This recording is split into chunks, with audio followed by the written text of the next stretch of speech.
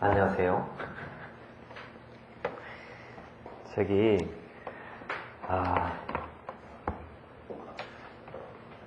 왜 답안지 안 써요? 쓰다가 네. 저희 옷을 했어요? 마찬가지? 근데, 이렇게 쓴 만큼이라도, 좀 줘보세요. 쌤 이거에 1학년이거든요. 이거는 학교에서도 답안 쓰는 것 때문에 한 학기 내내 고생했는데 네. 어떻게 써야 될지 감 자체가 그냥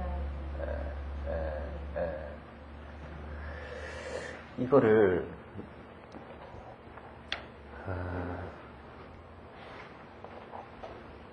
맞아요. 먼저 그 사례 문제를 푸실 때 문제 유형이 몇 가지가 있어요. 그 문제 유형에 맞춰가지고 이제 그 답안을 구성을 하고 써야 될 거 아니겠습니까? 그래서 문제 유형을 보면 보세요.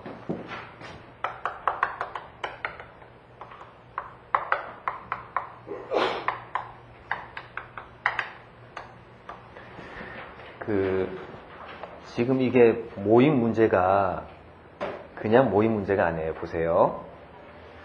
1번 문제의 1번 문제를 한번 보세요. 그러니까 제1문의 1의 반갈로 1번 문제를 보면 그 문제가 이게 항상 물어보는 게 대단히 중요합니다. 물어보는 게. 그래서 위소에서 당사자들이 주장해야 할 사항들을 정리하고 그에 기초한 법원의 판단을 검토하시오. 이게 문제지 않습니까? 그러니까 요런 유형의 문제는 뭐냐면은 소송을 전제로 하는 문제예요. 소송을 전제로 하는 문제. 그죠? 그러니까 이게 첫 번째 유형이다. 이렇게 이제 보시면 돼요.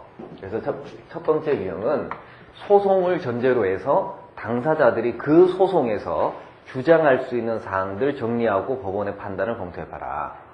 그러니까 소송 이거를 전제로 주장 정리하고 그 다음에 법원의 판단 이거를 해봐라 라는 문제가 첫 번째 유형의 문제예요. 첫 번째 문제. 그러니까 이런 문제를 사고하실 때는 소송을 떠나서 당사자가 주장할 수 있는 모든 사항들 이거 검토하면 큰일 납니다. 당의 소송에서 당사자가 주장할 수 있는 것들을 검토를 해야지 그 소송하고 무관한 사항들은 생각 밖으로 생각을 할 필요가 없는 거예요. 그러니까 그 소송 예를 들면 내가 소유자인데 어떤 놈이 내 땅을 함부로 점유를 하고 있습니다. 그래서 내가 그 사람에 대해 가지고 임료 상당액의 부당이득 반환 청구 소송을 제기를 했어요. 자, 이런 경우에 이 소송에서 당사자가 주장할 수 있는 사항들을 정리하고 법원의 판단을 스스로 하시오라는 문제가 나오면 소유물 반환 청구권과 관련한 쟁점들은 쓸 필요가 없는 겁니다. 그죠? 내가 어떤 소송을 지금 제기하고 있어요? 부당이득 반환 청구 소송을 제기하고 있기 때문에 물건의 점유를 넘겨받는 이런 권리는 얼핏 머릿속에 떠오른단 말이죠. 그런다고 하더라도 논점 외라는 겁니다. 그러니까 소송을 전제로 하는 주장을 정리를 하고 법원의 판단을 서술해봐라 라는 문제. 이게 첫 번째 유형인데 아마도 이게 배점이 큰 문제로 아마 나오게 될 겁니다. 변호사 자기 시험은 기본적으로 소송을 전제로 해가지고 변호사가 뭐 할 수 있는 것들 이런 것들이 되기 때문에 그러면 이런 유형의 문제들은 어떤 식으로 사고를 좀 하셔야 되느냐면 자 지금 우리가 지금 봤었던 1의 문제는요 문제가 너무 큽니다. 문제가 너무 커서 훈련하기에는 적절하지 않아요. 종합 문제이기 때문에 훈련하기에는 적절하지 않아서 조금 2회부터는 우리가 훈련할 만한 문제들을 제가 내드릴 겁니다. 그래서 그 수업 시간에 다루었었던 사례 문제들이 있지 않습니까? 그걸 실제로 써볼 거예요. 실제로 써서 그래서 제가 시범 답안을 주고 제 답안도 사실은 시범에 불과해요. 이거는 정답이 없는 거죠. 정답이 없는 거고 시범에 불과하기 때문에 다만 여러분들이 그 연습을 하면서 쓰실 때에는 머릿속에서 흘러가는 그 것들이 있지 않습니까? 그걸 가급적이면 다 적으세요. 그러니까 분량을 생각하지 말고 가급적이면 다 적어가지고 논리의 흐름을 이제 쫓아가 봐야 됩니다. 그래서 안 되는 것은 이제 요거는 요렇게 해서 사고를 하면은 안 되는 건데 이제 사고를 했었던 것들 이런 것들을 이제 다 제거를 하는 그런 것들을 이제 해야 되기 때문에 자 우선요 소송을 전제로 하는 주장을 전제로 주장 정리하고 법원의 판단을 해봐라 이런 유형의 문제가 나오면 일단 소송을 떠나서는 생각하지 말자.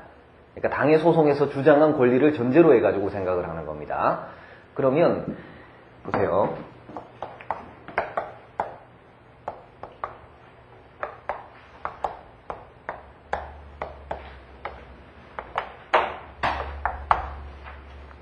자, 이거를 항상 원고가 그 소송에서 심판의 대상으로 주장한 권리가 있을 겁니다. 그러니까 우리 지금 그 1문의 1에서의 소송은 보증금 반환 청구 소송입니다. 그러니까 보증금 반환 청구권을 주장하는 소송이지 않습니까? 그러니까 그게 심판의 대상인 권리예요. 그죠? 그러니까 이거를 항상 이거를 먼저 사고를 하시고요. 사고를 하시고 자 그러면 보세요. 소송에서 원고가 주장한 권리가 나오기 위해 가지고는 전제가 필요할 거 아니겠습니까? 나오기 위한 전제들.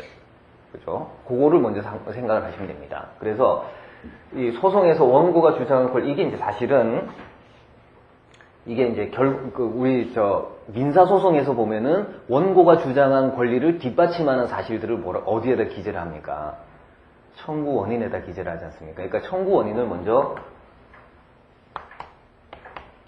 언급을 하는 겁니다. 가령 지금 1번 케이스에서는 보증금 반환 청구 소송을 제기했지 않습니까? 보증금 반환 청구 소송이 나오려면은 유효한 임대차 관계가 있다가 임대차가 종료되게 됩니다. 그죠? 그렇게 주장을 하고 있는 겁니다.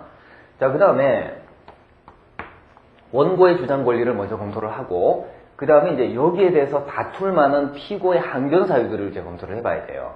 그죠? 그래서 피고의 항변 사유인데 항변 사유 이런 것들을 이제 검토를 해봐야 됩니다. 근데 보세요. 지금 이 항변 사유는 원고의 주장 권리를 전제로 해가지고 이제 항변을 이제 해야 될 거 아니겠습니까? 그래서 항변은 권리를 소멸시킬 만한 여러 가지 사유들 예컨대 그 청구 원인에서 주장한 임대차 관계가 유효하게 존재했다라는 것에 대한 그렇지 않다, 대리권이 없었다라든지 이런 것들을 이제 검토를 하게 됩니다. 그래서 이제 항변 사유들을 이제 검토를 하고 그래서 자. 만약에 여기에 대해서 다시 이제 이 원고가 주장할 수 있는 재항변 사유들이 있느냐라는 것을 이제 또 별도로 검토를 하게 되겠죠. 그래서 이런 식으로 소송이 주고받고 이렇게 되기 때문에 나중에 이제 법원의 판단을 쓰게 됩니다. 근데 답안을 보세요. 답안을 쓸 때 이런 식으로 쓰게 되면은요, 이런 식으로 쓰게 되면은 굉장히 복잡해집니다. 예를 들면 원고가 이런 말을 했다. 그 다음에 피고는 그에 대해서 이렇게 주장할 수 있다. 그 다음에 생각해 보건대 법원은 이러이러한 판단을 내릴 것이다. 이렇게 쓰게 되면은요, 그러니까 이렇게 원고가 주장할 수 있는 것들을 다 이제 문제를 보시면은 문제 이문이 있지 않습니까? 이문의 소송의 경과를 보세요.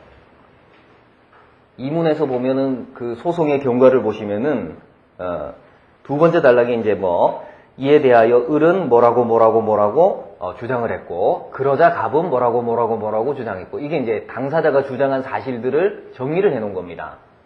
그죠? 답안을 이렇게 쓰면은 너무 복잡해져요. 그죠? 그러니까 자 이렇게 진행이 되는데. 답안을 쓸 때는 사고는 이렇게 가세요. 자, 원고가 주장하는 권리의 청구 원인이 뭐냐? 그 다음에 피고가 항변으로 주장할 만한 것들이 뭐냐? 그 다음에 원고의 재항변 사유들이 뭐냐? 이렇게 사고를 하시는데 이거는 초안 잡을 때 이렇게 사고를 하시고요. 잡아가지고 자, 어떤 식으로 가야 되느냐 하면 쟁점별로 가야 됩니다. 이 소송의 결론에 영향을 줄 수 있는 쟁점들을 뽑아내야 돼요. 예를 들면, 자, 소송에서 이제 원고가 아까 보증금 반환 청구 소송 같으면은 유효한 임대차 관계가 적법하게 종료되었다. 라고 하는데 얘는 뭐라고 주장을 할 수 있냐면은 무권 대리이기 때문에